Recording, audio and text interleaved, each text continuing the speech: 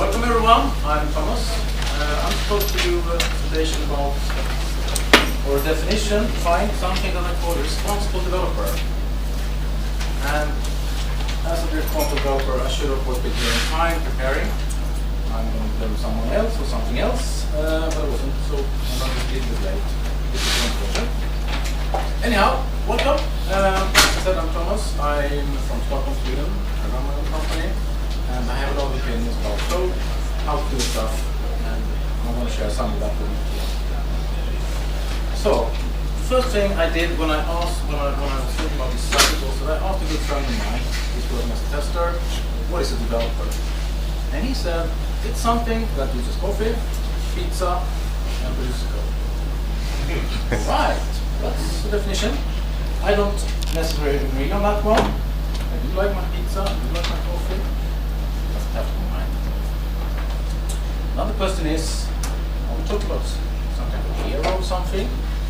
And I would say, no, we're not talking about a hero. Are we talking about a fireman? No way. We're actually talking about something totally different. We're talking about quite an ordinary person, like this one. And I was thinking, should I keep this slide or not? But yeah, I guess you recognize this is Alex. He's one of the organizers, but he's not that well known in the world, so I can use him at other conferences. This is a specimen of a responsible developer, someone who actually cares what they do, have a passion, and want to do a good job. That is responsible developer, in this case, responsible developer.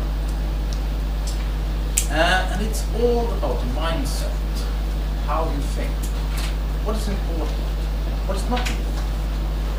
How, and then act on that. Responsible developer will always embrace change. Change happens all the time. If nothing else, time goes. New changes faces. So things are changing, and we have to cope with that. We can't stand still and be angry about it, because that will not solve any problem. It is also the fact that not utopia to divide the problem into smaller problems, which is the comment I've heard from developers who I used to work with, who I don't work with anymore. I'm really glad for that. That he was not able to divide the problem into something smaller. That's unfortunate. Another programmer, the same project, never ever considered programming as also play. Why? Well, I didn't really get into the answer on that one. Except he doesn't do that. Okay, fair enough. I don't work with him either. I'm not sad for that. Being responsible developer is almost all about communication. Communicating with customers, communicating with all other developers. So, if you use language, customer, as an example, that's a good start. Then you should be able to actually communicate with the customer or whatever you're working on, the same thing as the customer is actually calling them. If we're talking about customers, well, don't model them as users, don't model them as customers, for example. That is very, very important. If you can do that, then the customer will be able to understand what you're talking about. They don't understand and they don't care about technology. They have a business problem that they want to solve, and that's it.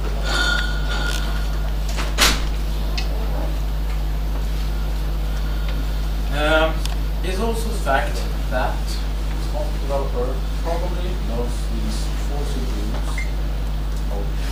rules of simple design. I shouldn't call them simple because they are not necessarily simple. But the design will be simple if you actually apply them. That is, test passes. What does that mean? Well, to start with, it means that we have to have tests, which is quite good. A lot of projects don't even have that. So that's a good start. It is also very important that you always express intent. What does this method do to an idiot? I should call them an idiot, but so someone who doesn't know this yet can understand what you're supposed to do here. It's also really important that you avoid duplication. But expressing intent may be more important, so if you have to choose, well, choose wisely. And finally, building something small. And I'm not really sure what small means. For some people, small class, that's any class below 20,000 lines of code. For other people, small is any class below 10 lines of code. It depends. And the language will vary here, so small. This is something that you will think about more or less all the time. How do you build a system? Well, system can be built in many different ways, obviously. One way is obviously to incrementally adding piece by piece, a perfect piece, and then another perfect piece, and then another perfect piece. That would be pretty much like paint by number. Have this drawing, you fill in the fields with different colors, and you end up with something really nice, hopefully, or at least okay. Or think of an image, painting. How do you create this painting? You do it like this. Perfect top, perfect lower left hand side, and then perfect. To be honest, I don't think so. Because this would be very, very, very hard. It's not easier to do it digitally. You build something, then you evaluate it. You need something more, and then you evaluate that. And do it again, and again, and again. And all of a sudden, you have something that actually works. So, if you have a vision, then you do a sketch. Then you enhance that sketch a little bit. And then you might end up with something that is perfect, so at least very nice. That's the way to build systems. Not doing perfect in one part and not even starting in another part. Another way of expressing this is to talk about walking skeletons, which I will be talking about tomorrow, where I will build web application in Java, starting from an empty environment, and 2 hours later, or 1.5 hours later, something, we'll have something that actually works. Won't be pretty, won't be much, but it will work. So if you do something like this skeleton is more or less useless, and then add small things to it where needed, then you can end up with something that will actually work all the time. So what I'm talking about is trying to build stuff using vertical slices instead of horizontal slices, or horizontal layers. So suppose that we have a customer, and get another customer, or perhaps users. Then you build a vertical pipe through the entire system, down to database. There's almost always some kind of data storage. So you build whatever you need from the user interface down to the database. And this might not be perfect, might not solve the entire problem. So with another pipe problem, and another one, yet another one. And I could fit 4 more pipes here. You know, I'm done now. The customers are happy. That's good enough. It's probably not perfect, but we were able to do something from the beginning that actually solved some kind of problem. We connected all the parts, and then we added a little bit of functionality to it. And all of a sudden, people were happy. We can stop. Instead of building each layer, we build perfect user interface, we build perfect controllers, perfect data model, and then perfect systems layer that we forgot in the database. No one will be happy to do that. If you do it like this, then you will have a database from day one. So building it in vertical slices is a lot better than building it in horizontal layers, at least in my opinion. It is also the fact that it is a lot better to use simple code than smart code. Why? Simple code is easy to understand. Smart code is hard to understand. And we read and we try to understand code a lot. So writing really smart things, that's utterly stupid. It's a lot better to use smart data structures. instead of start code from the wrong structure. So in some cases, it would be a lot better to have a hash table compared to a linked list. Some other, the other way around. It all depends. But simple code is better than smart code. Sharing and learning. Well, how do you learn? So what do you share with other people? One way to do that is to pair program. How many in here is pair programming in your daily work? Some of you. Quite a few actually. That's nice. The rest of you, you should start doing that. Because it's great fun, if for nothing else. And the result is often better. This means that we will end up with something called shared code ownership. No single person owns a specific module and is only allowed to do changes. Everyone is able to do changes everywhere, which is very, very good. Because the risk of someone just leaving the project and we don't know what happened in a specific module is reduced. So that's good. Another way to learn is obviously to mentor other developers. And that's the reason is that you must understand whatever you talk about before you can actually explain it. Otherwise, you won't have a chance to explain it. So that's great. This means that you will constantly be learning, and this is a win-win situation because the person you are mentoring will also learn. And anyone who's been working as a teacher knows that you learn as long as you have students. That is one of the best reasons why you should work as a teacher. Unfortunately, the pay is so bad you can't live on it, but that's another question. I tried it. It didn't really work out.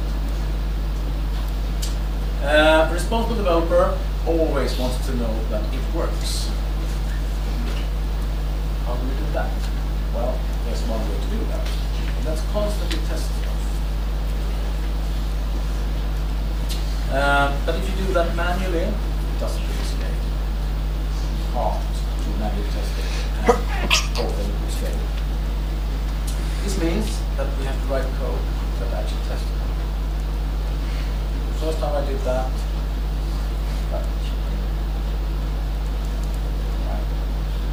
I think it was something like that.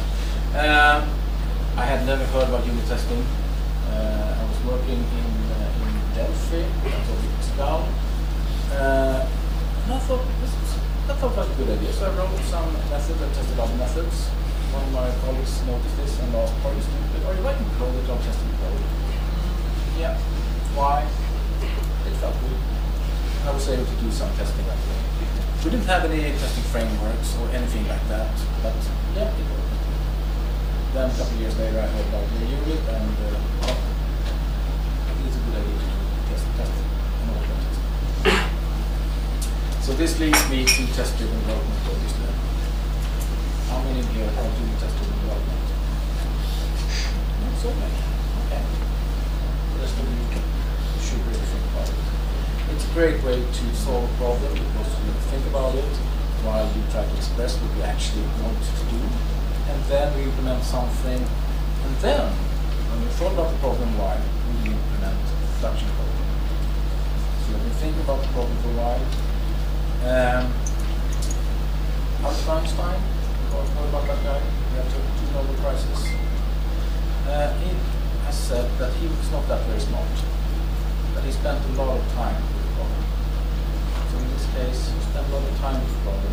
It gets better to spend time with the problem. And one way to do that is obviously to think about it for a long time, write some kind of specification, that is a test, and then actually do implementation. It works for years. It's very important that tests are easy to understand. They should be really, really clear. Why? Understanding them means that you can understand what the system is supposed to do. If you can't understand the tests, how could you verify that they are actually correct? Well, the answer is you can't, because you can't understand. So, clean. Very, very clear. Meaning, no conditions, no loops, or at least very, very seldom loops. If I see see a unit test with a condition in it, I usually get very upset. Chances are that I will delete it, and upset other people as well. But hey, if you need to do that, write 2 tests or 3 tests. You may end up with some kind of implication. That's okay, because it's easy to understand. I prefer to try to test my stuff outside here. Instead of classic TDD, where you start somewhere in the middle and then you write some stuff. I'm more of the follower of the London School of TDD. That is, you try to write some kind of acceptance test, and then we implement from the outside to the inside. This means that I can avoid testing implementation details, because there is no implementation to test. There are no details to know about. I can't verify the details. But I can verify that the desired functionality is there. And that's great. It might take some time before this test passes, but that's okay. I'm still on track.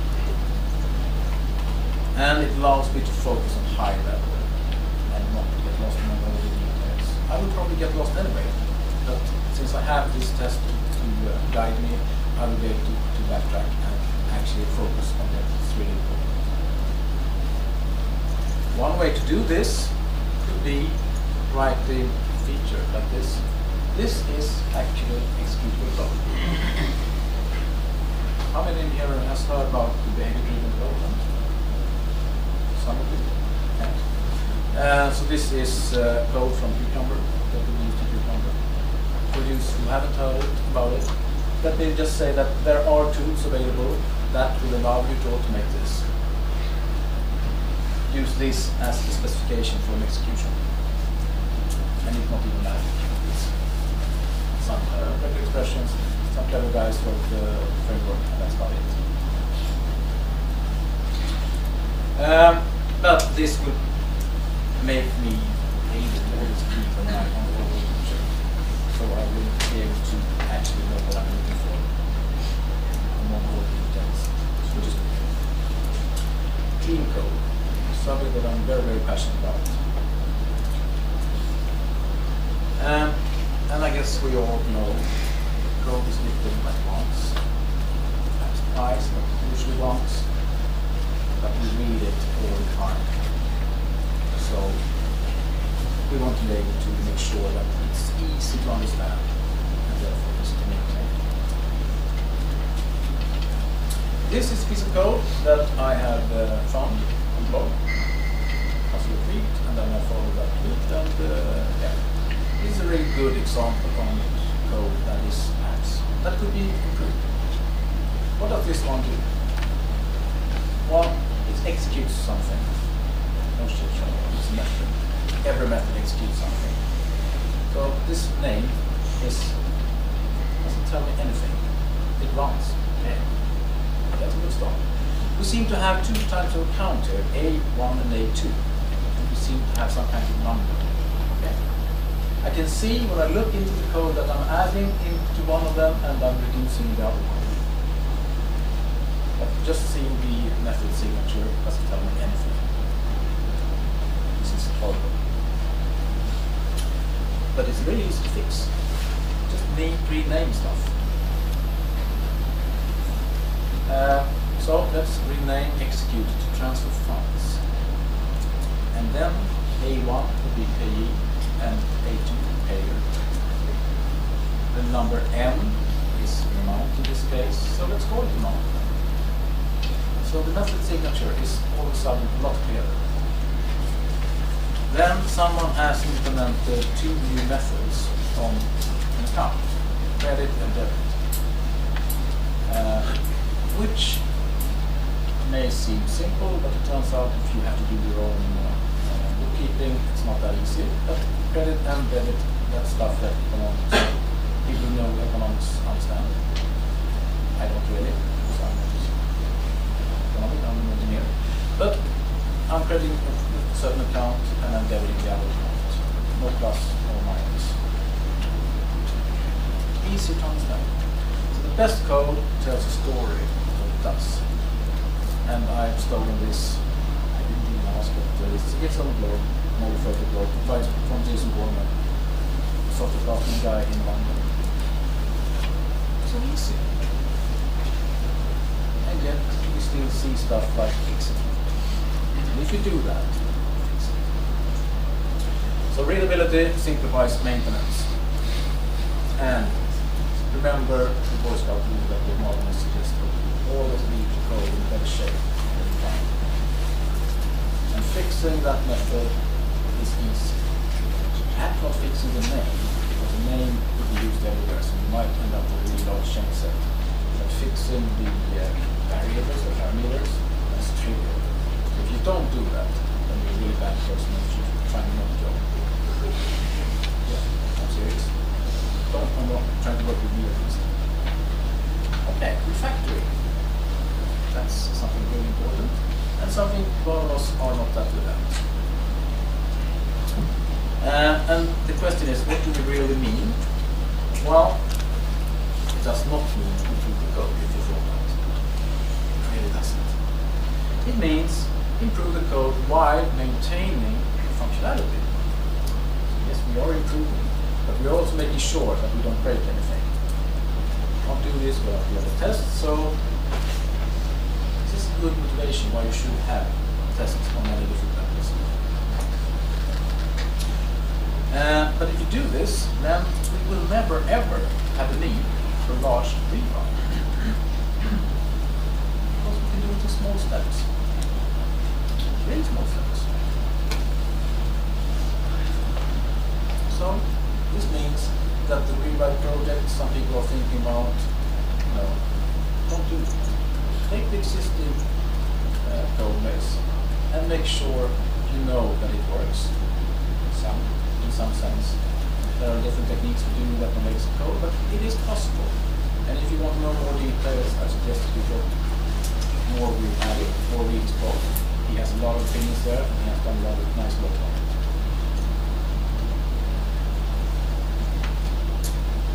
A responsible developer will always try to deliver value. Value to the customer. And the only way I know how to deliver stuff that is actually valuable is by deploying. I try to measure my own success in, is it in production or not? If it's not in production, it's probably just waste. Or if it's not waste, it's at least inventory. Probably not a good thing. So deploy it often. Very, very often. Why? Well, that's the only way to deliver value to our customers. And remember, prototype is worth a lot, worth 1,000 words. It's not more interesting for a customer to be able to use some kind of prototype than hear a story about it. This might work like that. We are thinking that it should behave like this. Who cares? Give them a prototype, let them fiddle around with it, and then they will have a lot of opinions, and they will be able to give you feedback on what you should improve. And the prototype, that could be the first iteration of your workstation. Building the system often, obviously. That leads to continuous integration. How many in here are doing continuous integration of the projects? Okay, less than half. Okay. The rest of you, it's so easy to get started. Do it. And you don't even have to have any hardware or anything. You can do it on your own developer books. You can install Jenkins. Have it pull the version control system and do the feedback. You can do that. You don't have to ask for permission. Just do it. It's very important to keep the build green, because a broken build doesn't tell you anything. Well, it doesn't tell you something. We don't know the state of the system. That's what it tells you. So keeping the build green is very, very important. If it happens that you break it, well, it happens, then fix it immediately. Otherwise, you will end up with something like this. This is a building in St. Petersburg. It will take some time to fix all the windows here. What we're talking about is a broken window system. That is, if you leave the build red for a while, it will stay red for a long, long, long period of time, because it will be very, very difficult to fix it. Fixing this building will take a long time and will be very, very expensive. If we fix the first window when it was broken. It's easy. And if you commit something really small and it's that broken bit, well, how hard would it be to revert that commit? Fix it and then commit again. That's very, very easy to do that. Fix it immediately. And while we're at it, never ever do commit and run. That's highly illegal. And if your build is so slow, so it takes hours to build, well, let it take hours. Commit tomorrow when you get back to it instead. Plan your daily. And if that is a problem that you have a long build, make sure that you do whatever it takes to make it fast. Build that is longer than say a minute, that's a problem. That's a big problem. So if the build is like take 1 minute, then you can do a commit 10 minutes before you go home. Of course, you will be able to see that the build was green, and if it was so, you were able to revert your change and make sure that this build is green before you take off. So fast builds are really important. So continuous integration. What should we get from it? I see a lot of projects where we get a jar file, for example, a war file. And it depends a little bit, but most people can't do anything with a jar file. I mean, it's a package that you can't. You can use it in another project, but you can't run it. Another thing is that it's all very important to keep the code in the state. I should have said that you should make sure that you deliver something that is actually deployable, not a jar file. What is deployable? That depends. In my case, RTFs. That's a good output from the integration system. Because I can install and run an RTF more or less directly. Doing that means that I have to keep the code in the deployable state. Doing that means I can't have stuff that doesn't work. So how do I make sure that stuff always works, even if I'm not even done with it? Feature switches. Anyone knows about feature switches? I thought that was very obvious, and then I had a colleague who listened refrained to that, like this week. Anyhow, the idea here is that you should have some kind of condition in the code base that will make sure that this functionality that isn't done yet is disabled. That means that you can enable it easily in the testing environment and you can disable it in the production environment.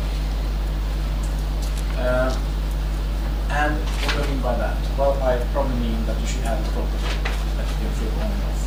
That's the easiest way to do that. And property file or an environment variable or something like that. Deploying often, that means that that means the question is when should you deploy? And we had a discussion yesterday evening of a team that works only last for a few times a week. Well, depending on the situation, that could be a good thing. But I think that you should avoid doing it before you go home, because you'll probably break. And you would be staying there for the entire evening. If I can, I prefer myself before lunch. Monday is a good day. Tuesdays are good days. Wednesday is also Thursday, Friday, not Friday. Or Friday or 5 o'clock at least. No way. Not going to do it. But that means deploying small things. And the reason for this is it's really scary to deploy large things. Because then large things can be changed. And being a responsible developer means that we're not heroes, we're not brave, play it safe.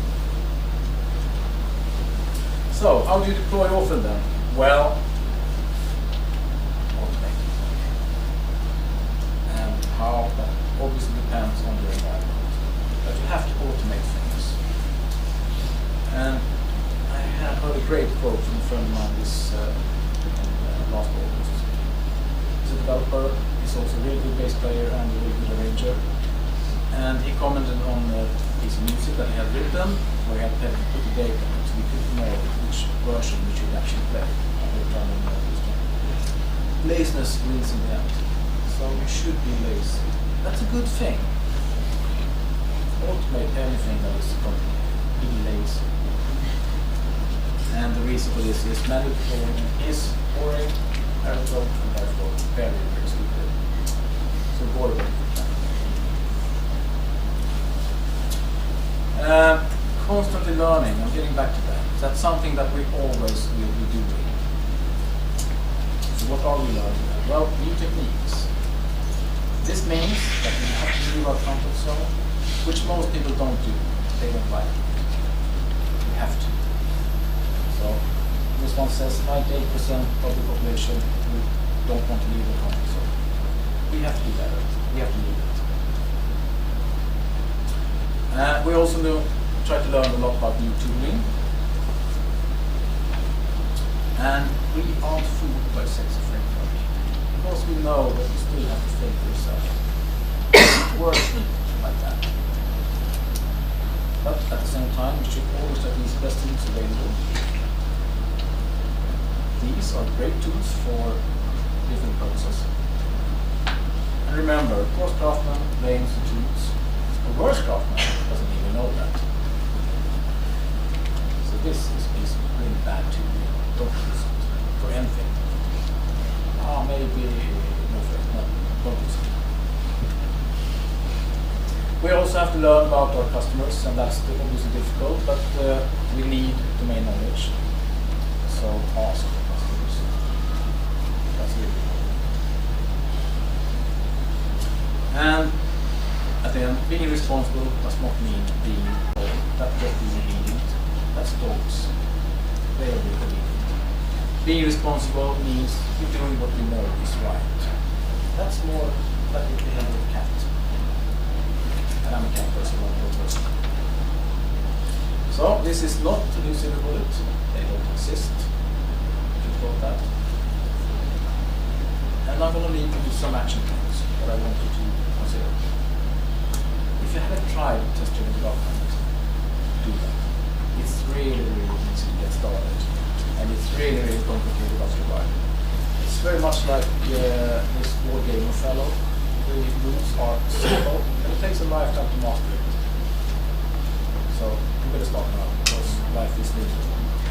Try pair programming. If you can't do it at work, well, hopefully you have a friend that you can do some kind of pair programming with. Make sure that you get a GitHub account and share that project. That's a great way to learn things. That's a great way to advertise that you are a developer that is someone that employees, for example, could be interested in. And finally, take part of the programming contest that this conference is having. It will be great fun. So, thank you for listening. I'm T.A.K.E, and I will talk about the responsible learning.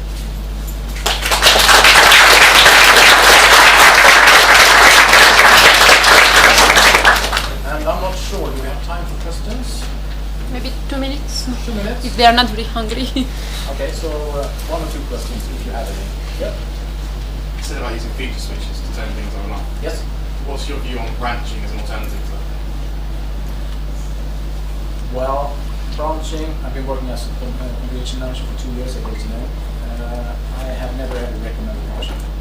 For the simple reason that you have to merge.